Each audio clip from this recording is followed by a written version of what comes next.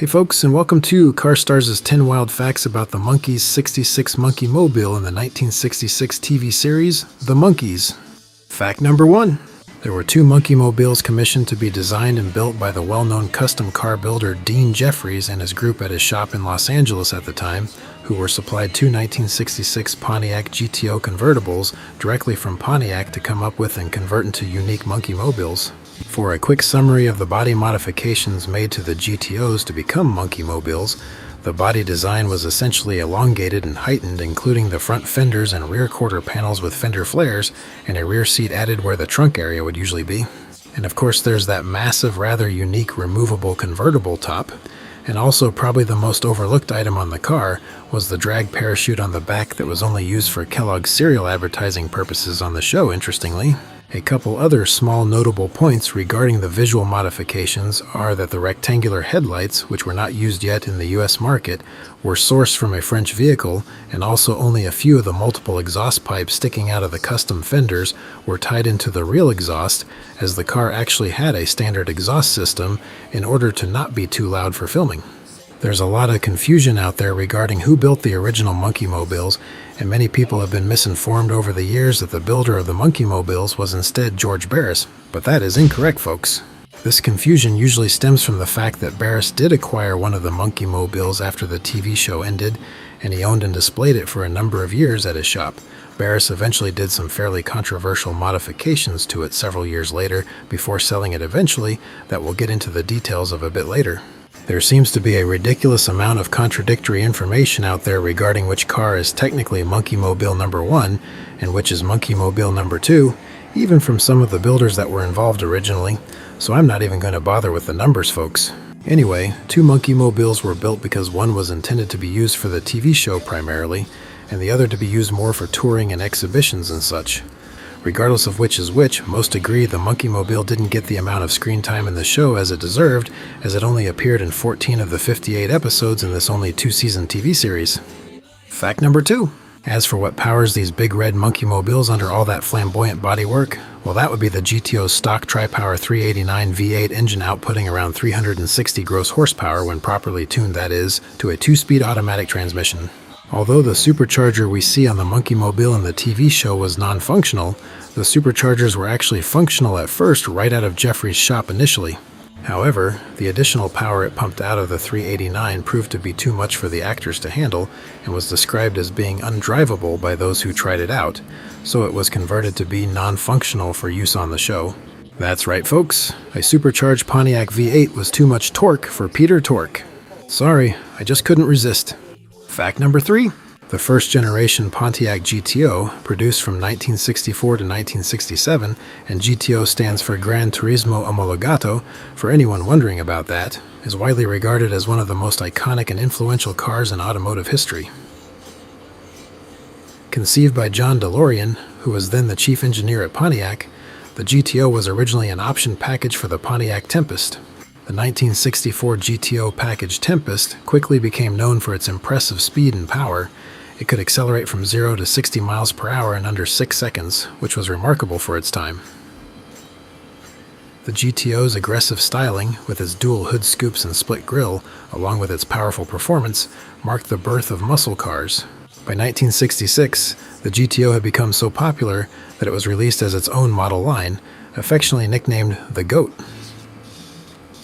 DeLorean's genius lay in recognizing the appetite for power and style among American enthusiasts. He took inspiration from the Ferrari 250 GTO and infused the Pontiac GTO with raw performance and accessibility. Fact number 4. Now, for an interesting little backstory that one of the original Monkeemobile cars embarked upon after accompanying the Monkees on their world tour, it was somehow left behind in Australia. A mystery in itself, I suppose, but judging by that very bizarre head film they made in '68, which no Monkeemobiles were part of, by the way, it's probably fair to say that it involved some drug use. The car resurfaced years later in Puerto Rico, where it had been repainted pink and used as a hotel limousine, apparently. The exact path it took from Australia to the Caribbean remains shrouded in mystery, adding to its intriguing history. However, in Puerto Rico, the government seized the former Monkeemobile due to unpaid taxes by the failing hotel, who had the car in their possession, and subsequently it was auctioned off. Then in 1992, at this point the car being in a very dilapidated state, an anonymous buyer who recognized what the car actually was and its significance purchased it for the minimum bid of $5,000. The car was then shipped to New York State, where it underwent a meticulous restoration process to return it to its former glory, rescuing a unique piece of television and automotive history. Honestly, when I first read up on this story, I assumed it was fake, since I couldn't find much verifiable information on it, like the name of the former mentioned hotel, or any supporting pictures or anything like that. However, apparently as per this car's longtime caretaker who was also involved in the car's restoration, this man by the name of Tony, this story is indeed true, so I'm taking his word on it, folks. Fact number 5. Not long after its restoration, both the aforementioned once-lost original Monkeemobile and the 4 Monkees themselves were reunited for the 1997 ABC special show entitled The Monkees, Hey Hey It's the Monkees. The Monkeemobile made a notable comeback when it was featured on this special. This appearance was a nostalgic trip down memory lane for fans of the iconic 1960s band and their beloved TV series. The special highlighted the car's unique design and its cultural significance, reviving the excitement and charm it brought to the screen decades earlier. The ABC special not only celebrated the Monkees' musical legacy, but also paid homage to the Monkeemobile, reigniting public interest and appreciation for this one-of-a-kind vehicle. The show's feature of the Monkeemobile served as a reminder of its impact on pop culture, further cementing its place in automotive and entertainment history. This resurgence brought the Monkeemobile back into the limelight, captivating a new generation of fans while rekindling fond memories for those who grew up watching the Monkees' adventures. Fact number 6. In 2008, the original most often used in the show TV car Monkeemobile that Barris purchased and modified after the series ended went up for bid at a Barrett-Jackson auction. This iconic vehicle, forever linked to the Monkees show, attracted many car enthusiasts and fans alike. The effect this car had on fans was made quite apparent as the car came rolling into the auction with a sizable herd of people surrounding it. Not to mention all the many cheers and shouts the car received from the seated folks ready to do some competitive bidding, then the exciting bidding war began. When the gavel finally came down, the Monkeemobile sold for a staggering $360,000, reflecting its immense cultural and historical value. This sale highlighted not only the car's unique design and craftsmanship, but also its enduring legacy in pop culture. Fact number 7. In 2011, to commemorate the 45th anniversary of the Monkees, Dick Dean, while directly overseen by the original Monkeemobile's designer Dean Jeffries, built a third Monkeemobile, a direct replica tribute to the original Monkeemobiles. This project was undertaken with a deep respect for the original design. Dick, who had been involved in the original creation of the Monkeemobile as well, ensured that this new version stayed true to the spirit and aesthetics of the original. The unveiling of this tribute car was a celebration not just of the Monkees TV show and its music, but also of the unique cultural footprint left by the Monkeemobile itself. Fans and collectors were thrilled to see a new iteration of this beloved vehicle, and it quickly became a cherished addition to Monkees memorabilia, so much so that it is typically referred to as the third original Monkeemobile, and was one of the very last car projects that Jeffries himself was involved with before his passing in 2013. Fact number 8. At this point, you're probably wondering if either of the original Monkeemobile cars still exist today. Well, fortunately they are indeed both still around and are both privately owned as well. The most, still in original form, authentic Monkeemobile, the one that was restored in the 90s, was left as is since the restoration and is still looking pretty good with only minor signs of wear and tear and or repairs since, which is pretty impressive. The other original Monkeemobile, the TV car that Barris modified and then sold off in 2008, is still around today too and is looking quite good as well. However, this one isn't exactly in the same form as it was when used in the show anymore. The reason for this is that when Barris did his modifications to it, he not only reupholstered the interior in bright white, but also replaced the added rear seat with a large audio system and also updated the electronics up front to a more modern theme, including a screen and DVD player. Some may see these kinds of mods in this car as a sacrilege, then again others may not.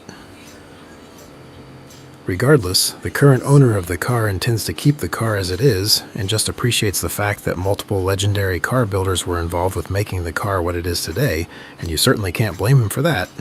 Fact number 9.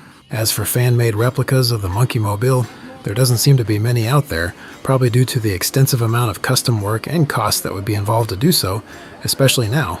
There have been a handful of unofficial replicas pop up at various shows or auctions over the years, and most being quite decently done, such as this one that showed up at a 2013 Monkees convention. Here's another fine example that was auctioned at a Mecum auction in 2018 that looks pretty accurate. As previously mentioned though, replicas are few and far between for the most part, so I guess that means if you come across one at some point, consider it a rare moment to cherish. Fact number 10. Looking into the scale model world, fortunately the vast popularity of the Monkees led to plenty of official merchandise from the show, which consequently led to several brands making Monkeemobile replica models of various scales and detail levels, among the most famous of which was the official MPC brand 1/25th scale model kit.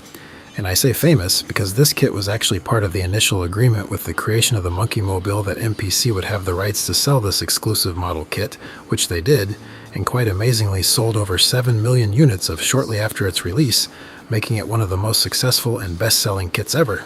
Better yet for scale model builders is that this kit is indeed still in production today and can be had for around the $30 mark.